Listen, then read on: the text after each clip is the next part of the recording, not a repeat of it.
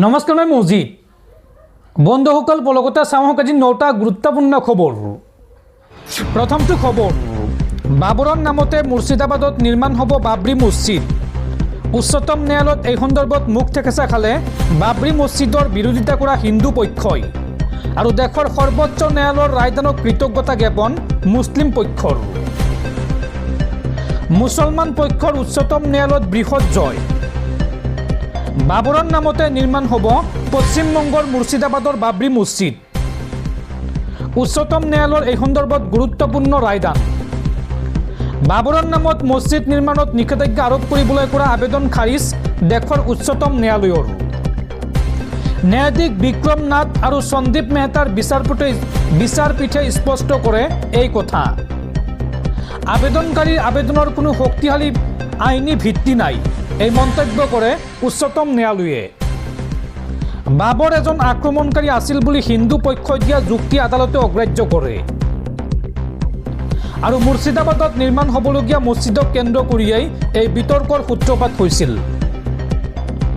বিধায়ক হুমায়ুন কবিৰে বাবৰি মছজিদৰ আধাৰশিলা স্থাপনৰ কথা ঘোষণা কৰে আৰু ভাৰতীয় সংবিধান অনুসৰি সকলোৰে নিজৰ ধৰ্মীয় অনুষ্ঠান নিৰ্মাণৰ অধিকাৰ আছে বুলি তেওঁ দাবী কৰে আদালতত। মছজিদৰ লগতে একেটা স্থানতে এখন চিকিৎসালয় আৰু এখন বিশ্ববিদ্যালয় নিৰ্মাণৰ পৰিকল্পনাও কৰা হৈছে, এই কথা ঘোষণা কৰে বিধায়ক হুমায়ুন কবিৰে। পৰৱৰ্তী খবৰ, ৰাজ্যত সংঘটিত হৈছে এক নোহোৱা নোপোজা ঘটনা। চিনেমাৰ কায়দাৰে 5জনীয়া ডকাইতৰ দলে মুহূৰ্ততে লুটি নিলে 12 কোটি টকাৰ সোণৰ আ-অলংকাৰ। কৰ্মচাৰীক ধৰি ৰাখি ডকাইতে সংঘটিত কৰে এই ভয়ংকৰ কাণ্ড। বৰপেটা ৰোডত সংঘটিত হৈছে এই ভয়ংকৰ ঘটনা আৰু এই সমগ্ৰ দৃশ্য বন্দী হৈ ৰৈছে চিচিটিভি কেমেৰাত।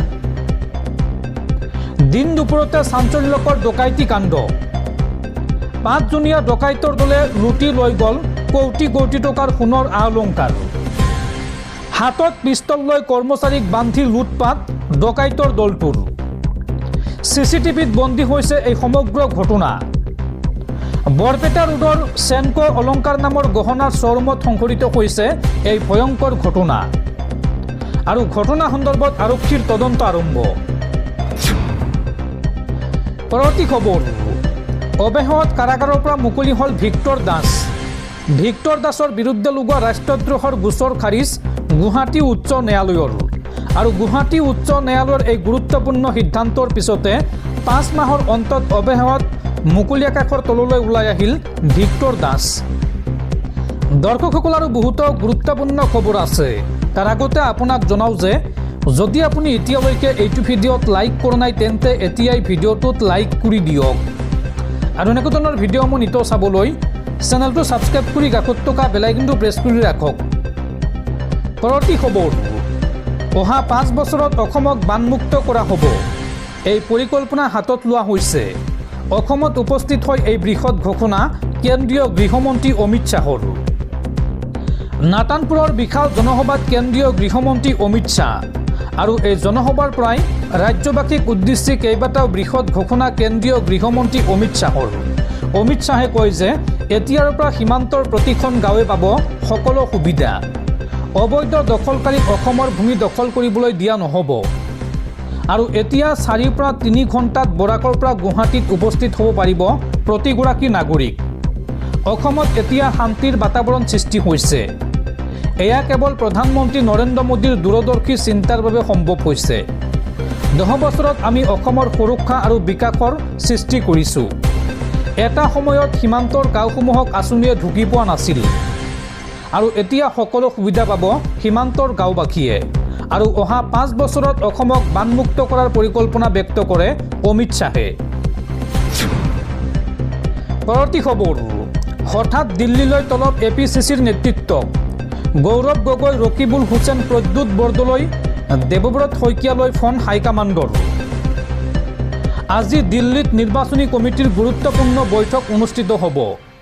স্ক্ৰিনিং কমিটিৰ অধ্যক্ষৰ উপস্থিতিৰে অনুষ্ঠিত হ'ব এই গুৰুত্বপূৰ্ণ বৈঠক আৰু এই বৈঠকত অসমৰ নিৰ্বাচন সন্দৰ্ভত গুৰুত্বপূৰ্ণ আলোচনা কৰা হ'ব। বিৰোধীৰ মিত্ৰতা আৰু প্ৰাৰ্থী তালিকা সন্দৰ্ভত এই বৈঠকত গুৰুত্বপূৰ্ণ আলোচনা হ'ব।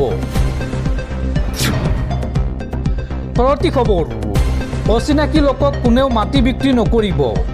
কোনো সনাতনী লোকে যাতে নিজৰ মাটি অচিনাকি লোকক বিক্ৰী নকৰে, সেই সংকল্প লোৱা হওক। ৰাজ্যবাসীক উদ্দেশ্যি এই আহ্বান মুখ্যমন্ত্ৰী হিমন্ত বিশ্ব শৰ্মাৰ। অচিনাকি লোকক কোনেও মাটি বিক্ৰী নকৰিব। কোনো সনাতনী লোকে যাতে নিজৰ মাটি অচিনাকি লোকক বিক্ৰী নকৰে, সেই সংকল্প লোৱা হওক। এতিয়ালৈকে উচ্ছেদ কৰা হ'ল প্ৰায় 1.5 লাখ বিঘা ভূমি, আৰু এইবাৰ আমাৰ চৰকাৰ আহিলে আৰু 5 লাখ বিঘা ভূমি কৰা হ'ব উচ্ছেদ। এই মন্তব্য ৰাজ্যৰ মুখ্যমন্ত্ৰী হিমন্ত বিশ্ব শৰ্মাৰ। পৰৱৰ্তী খবৰ, নিৰ্বাচনৰ প্ৰাকক্ষণত শলঠেকত বিধায়ক অখিল গগৈ। কংগ্ৰেছৰ সৈতে মিত্ৰতা বিচাৰি বাৰে বাৰে মুখ থেকেচা ৰাইজৰ দলৰ। অখিল গগৈয়ে বিচৰা ছিট দিবলৈ ৰাজি নহয় কংগ্ৰেছ। যিকোনো মুহূৰ্তত ভংগ হ'ব পাৰে মিত্ৰতা। কংগ্ৰেছৰ মুখলৈ বাট চাই অৱশেষত মুখ থেকেচা খালে বিধায়ক অখিল গগৈয়ে। কংগ্ৰেছে পাত্তা নিদিলে অখিল গগৈ। ৰাইজৰ দলক কংগ্ৰেছে নিদিয়ে বিচৰা 15টা ছিট। ৰাইজৰ দলে বিচৰা 4টা ছিটহে দিয়ে কংগ্ৰেছে। কংগ্ৰেছৰ সৈতে হোৱা বৈঠকত অসন্তুষ্ট ৰাইজৰ দল, আৰু অৱশেষত ভংগ হোৱাৰ দিশে বিৰোধী ঐক্যৰ মিত্ৰতা। পৰৱৰ্তী খবৰ, জুবিন গাৰ্গৰ ন্যায় লেহেমীয়া হৈছে মই নাই বাবে। জেলৰ পৰা ওলাই এই মন্তব্য ভিক্টৰ দাসৰ। ভিক্টৰ দাসে লগতে মন্তব্য কৰি কয় যে ভিক্টৰ দাসে কেতিয়াও কম্প্ৰমাইজ নকৰে। মই জুবিনদাৰ ভক্ত। মই কৰি যাম, যি কৰিব লাগে কৰিম। মই ৰাষ্ট্ৰদ্ৰোহ কৰা নাই। মানুহ বিপদত পৰিলে আগুৱাই নাহে কোনো লোক। আজিৰ পৰা গৰিমা বৰ অকলশৰীয়া হ'ব নালাগে। আৰু সংবাদ মাধ্যমৰ প্ৰতি আক্ষেপ ভিক্টৰ দাসৰ। ভিক্টৰ দাসে এই সন্দৰ্ভত কয় যে অসমৰ কোনো এটা চেনেলে জুবিন গাৰ্গৰ মৃত্যু সন্দৰ্ভত টক শ্ব' এটাও নকৰিলে। এই মন্তব্য ভিক্টৰ দাসৰ। পৰৱৰ্তী খবৰ, মিত্ৰতা সন্দৰ্ভত কংগ্ৰেছক শেষ সকিয়নি এজেপিৰ সভাপতি লুৰিণজ্যোতি গগৈৰ। লুৰিণজ্যোতি গগৈয়ে এই সন্দৰ্ভত কয় যে তাৰিখ পে তাৰিখ নহয়, তাৎক্ষণিকভাৱে আসন ভাগ বতৰা হ'ব লাগে। ৰাজনীতি কোনোবা এটা দলৰ ইগ' পূৰণৰ লক্ষ্য হ'ব নোৱাৰে। এই মন্তব্য লুৰিণজ্যোতি গগৈৰ। পৰৱৰ্তী খবৰ, অসম চৰকাৰৰ চকুত লগাকৈ বিজ্ঞাপন। যোৱা 5 বছৰত অসম চৰকাৰে বিজ্ঞাপনৰ নামত ব্যয় কৰিলে প্ৰায় 400 কোটি টকা। বাতৰি কাকত, আলোচনী তথা ছপা মাধ্যমত চৰকাৰে বিগত 5 বছৰত বিজ্ঞাপনৰ নামত খৰচ কৰিলে 330.74 কোটি টকা। টিভি চেনেল তথা ইলেক্ট্ৰনিক মিডিয়াত বিজ্ঞাপনৰ বাবদ ব্যয় কৰিলে 69.39 কোটি টকা, আৰু ডিজিটেল মিডিয়াত ব্যয় কৰে 1.57 কোটি টকা। ৰাজপথৰ বেনাৰ হোৰ্ডিঙত দিয়া বিজ্ঞাপনত ব্যয় হ'ল 52 কোটি টকা। বিধানসভাৰ মজিয়াত এই তথ্য দাখিল কৰিছে অসম চৰকাৰে। পৰৱৰ্তী খবৰ, বিৰোধীৰ মিত্ৰতা সন্দৰ্ভত এইবাৰ ডাঙৰ মন্তব্য কৰিছে APCCৰ সভাপতি গৌৰৱ গগৈয়ে।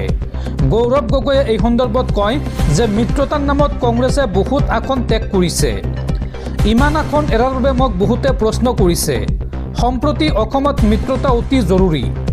আসন বিতৰণত এৰা ধৰাৰ সকলোকে মোৰ আহ্বান, আৰু আলোচনাৰ বাবে সকলোকে ইতিবাচক মনোভাৱ লৈ আহিবলৈ অনুৰোধ জনাইছোঁ। সামাজিক মাধ্যমত এই বিশেষ পোষ্ট গৌৰৱ গগৈৰ। পৰৱৰ্তী খবৰ, সোণৰ গহনা বনাম বুলি যদি ভাবিছে তেন্তে আপোনালৈ ভাল খবৰ। শীঘ্ৰেই পুনৰ 80,000 টকালৈ হ্ৰাস পাব পাৰে সোণৰ দাম। চাওঁ আহক এই সন্দৰ্ভত সবিশেষ। পূৰ্বাভাস অনুসৰি সোণৰ দাম পুনৰ 80,000 টকালৈ হ্ৰাস পাব পাৰে। কিন্তু এই দাম হ্ৰাসৰ সম্ভাৱনা কিয় বৃদ্ধি পাইছে আৰু বিশেষজ্ঞসকলে এই সন্দৰ্ভত কি কয় চাওঁ আহক। সোণৰ দাম ক্ৰমাগতভাৱে এনে এটা স্তৰলৈ বৃদ্ধি পাই আহিছে যিটো বহু সাধাৰণ ক্ৰেতাৰ ক্ৰয় ক্ষমতাৰ বাহিৰত।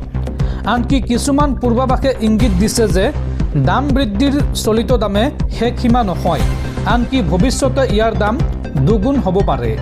এই সম্ভাৱনাই বহুতৰ মাজত উদ্বেগ সৃষ্টি কৰিছে। কিয় ইমান দামী হৈ পৰিছে সোণ? বিশ্লেষকসকলৰ মতে বিশ্বৰ অৰ্থনৈতিক অস্থিৰতা আৰু বিশ্বৰ চৰকাৰসমূহে বৃহৎ হাৰত সোণ জমা কৰাৰ প্ৰৱণতাই এই তীব্ৰ দাম বৃদ্ধিৰ মূল কাৰণ। ফলত যোৱা ছেপ্টেম্বৰৰ পৰা দ্ৰুতগতিত বৃদ্ধি পোৱা সোণৰ দাম 29 জানুৱাৰীত উচ্চতম স্তৰত উপনীত হৈছিল।